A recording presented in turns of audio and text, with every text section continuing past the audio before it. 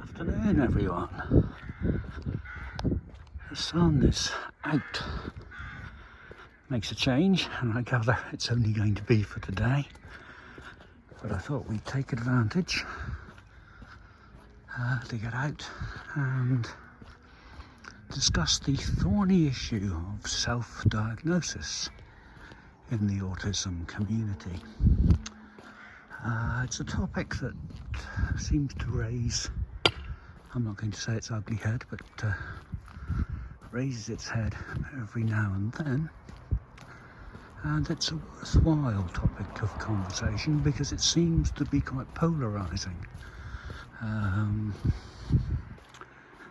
You have those within the community who say that it's perfectly valid and acceptable, and of course you have those who are, sorry about the noise,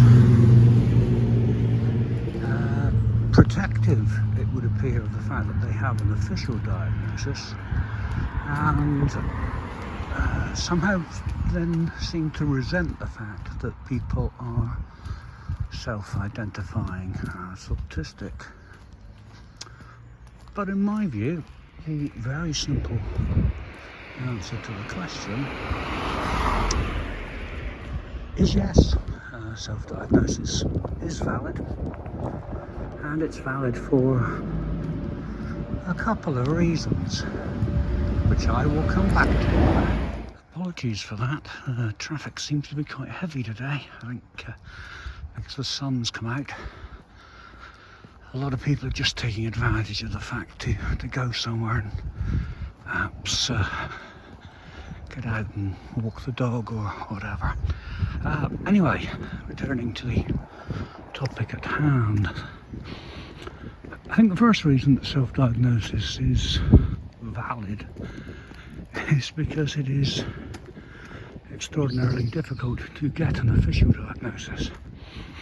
I think the waiting times are ludicrous for a diagnosis, and for those people who don't have the money to go private, the prospect of waiting for the NHS to find room to fit them in must be incredibly galling and frustrating, and therefore, in the absence of any access to official diagnosis, people who know themselves well, and at the end of the day that's what autism is, it's about knowing yourself well enough to recognise the autistic traits that lie within you. Knowing those things is enough to lead you towards that path of, or down that path of self-diagnosis, and why not? As I said, it's a perfectly valid thing to do. Self-diagnosis is also valid because we know ourselves, don't we? We recognise, as I said, the signs, the traits. We know how we feel, we know how we look at things, how we feel about things, how we express ourselves emotionally about things in a way that other people do not. And by identifying the differences that there are between us and other people, we can put ourselves on that path to self-diagnosis. Now it's easy, isn't it, that we can diagnose ourselves with a cough or a cold or feeling down, depressed, blue, however you want to describe it. But we're not diagnosing ourselves with cancer or some other condition or disease that requires medical intervention. At the end of the day, any diagnosis of autism really boils down to how well do you know yourself, and who better to know ourselves. I think that's potentially another reason why people get so uppity about it is this misconception that self-diagnosed people are somehow going to take away facilities and support that is available to the rest of us. And when I say available, it isn't. The self-diagnosed autistic people, community, however you want to describe them, are not taking anything away from anyone. At the end of the day, all that separates them from those of us who've been through the process and had a formal diagnosis is a piece of paper. If you're lucky. I'm not quite sure if everyone who's been officially diagnosed has got a piece of paper, but I've got a piece of paper that says that my diagnosis back in the day was Asperger's. But that's it. That's the only thing that separates me from those people who don't have it. So suggesting that somehow self-diagnosis is invalid, or that it's going to use up valuable resources, or it's pulling the wool over someone else's eyes.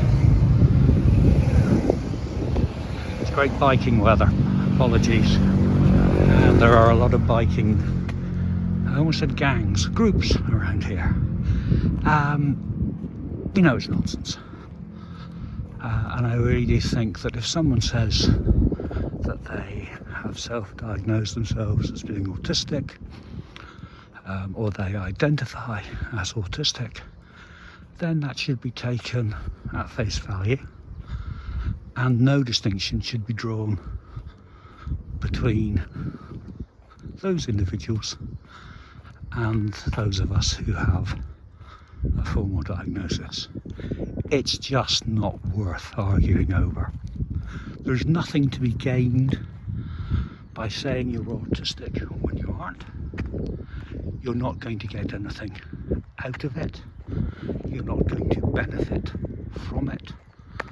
I suppose you might, in the sense that certain accommodations might be made for you in work or other places, but it's highly unlikely that financially you're going to be better off. There are no rewards for being autistic. There's no special benefits available for being autistic.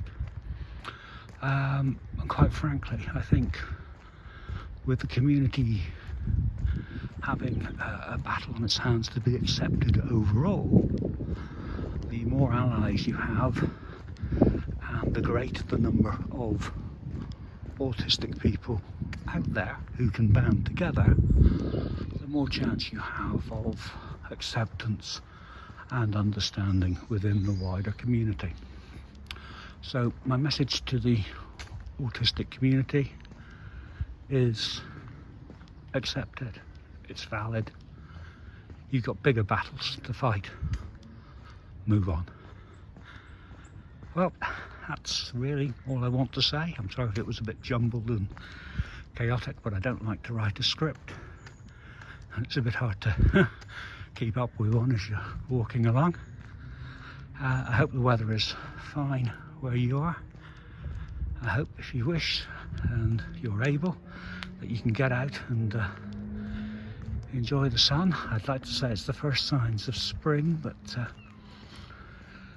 given what we've been told about the weather for the next couple of weeks, which appears to be predominantly rain,